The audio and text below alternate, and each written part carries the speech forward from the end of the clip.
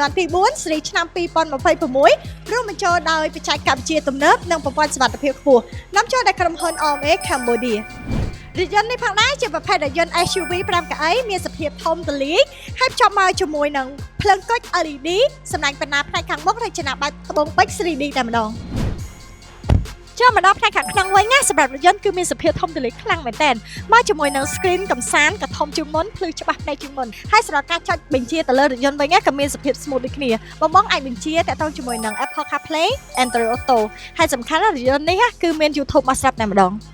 សម្រាប់ console កណ្ដាលនៃរថយន្តយ៉ាងវិញគឺមានការ design បែបទាន់សម័យខ្លាំងមែនទែនសម្រាប់នេះគឺយើងអាចបញ្ជាទៅលើមុខងារស្ថានភាពរថយន្តហើយជាពិសេសគឺមាន wireless charge cup holder ចំនួន2ជាពិសេសបងគឺមានប្រអប់ជាក់នៅខាងក្នុងរថយន្តយ៉ាងស្រាប់តែម្ដងបងអាចយកភេសជ្ជៈឬក៏ទឹកមកខ្លះសេនៅក្នុងនេះបានបងចាប់អារម្មណ៍ទៅលើឆាងអាន CR55 Plus នេះដែរអត់តែងដាច់ក៏បានណាបងរំលោះក៏បានដែរ